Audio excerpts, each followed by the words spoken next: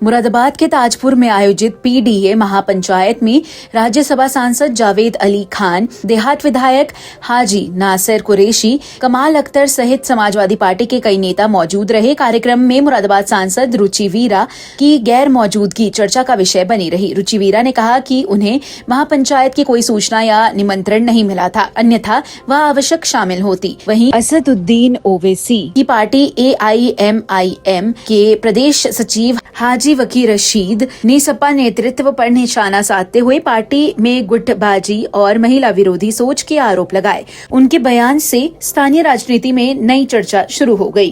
देखिए, बात यह है कि रुचि वीरा जी महिला मुरादाबाद की पहली सांसद हैं और उन पर एक इल्ज़ाम ये भी है कि डॉक्टर स्टेशन साहब का टिकट काट के उनको मिला था। उसको एक विरोध तो पहले दिन से ही है, लेकिन ये जो कुछ भी हो रहा है अब, ये आज़म खान साहब से बदला ले रहे हैं अखिलेश यादव जी। अखिलेश यादव जी आज़म खान से बदला लेने के लिए रुचि वीरा जी की बेइज्जती करवा रहे हैं। ये उनकी बहुत सोची समझी साजिश है और वो महिला विरोधी तो पहले से ही हैं। मुलायम सिंह यादव जी कहते थे कि लड़के हैं गलती हो जाती है, तो महिला विरोधी तो पहले दिन से ही हैं। तो इसी वजह से ये सब कुछ हो रहा है और वो उनकी पार्टी का इंटरनल मामला, हमारा क्या मतलब। वो वहाँ पे तो पहले से ही हर किसी का अपना गुट बना रखा है और बनाया भी अखिलेश यादव जी ने है। वो मुसलमानों को बांटने की नहीं करते हैं कि एक पठान से कहते हैं कि तुम पठानी सूट सिलवाओ और पठानों में जाओ और मुसलमानों को बांटो। वो एक अंसारी से कहते हैं कि तुम एक बड़े आसी एक वास्कट पहनो, उजले हुए कपड़े पहनो और अंसारियों में जाओ और मुसलमानों को बांटो। तो ये तो वो करते हैं, अंसारी सम्मेलन, सैफी सम्मेलन, पठानों का सम्मेलन, ये मुसलमानों को बांटने के लिए तो है। जब मुसलमान इसमें बढ़ जाते हैं तो फिर वो कहते हैं कि मुसलमानों को सुन्नी, देवबंदी, बरेलवी इसमें बांटो। तो वो तो उनका काम है बांटने का, बांटो और राज करो। तो इसी तरीके से जो अंग्रेज़ों की पॉलिसी थी वही पॉलिसी समाजवादी पार्टी की है। मुसलमानों को बांटना है और उन पर राज करना है। यही पॉलिसी बीजेपी की है, हिंदू मुसलमानों को बांटना है और राज करना है।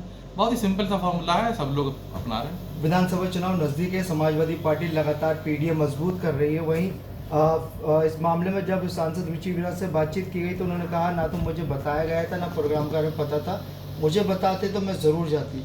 तो क्या लगता है, और वैसे भी आप पर इल्ज़ाम यही रहता है कि आप बी टीम है? नहीं, बी टीम है। मुरादाबाद में पिछले 6 साल में आप राजनीतिक मुकदमे अगर किसी के ऊपर हुए हैं तो वो देख लिए, वो समाजवादी के लोग हैं या MIM के लोग हैं, आप उठा के देख लीजिए किस पे हुए हैं। हमारे पर, हम बीजेपी की बी टीम भी हम पे और सारे मुकदमे भी कर रही है बीजेपी। हमारे प्रोग्राम कैंसिल भी कराती है बीजेपी, हमारे प्रोग्राम नहीं होने देती।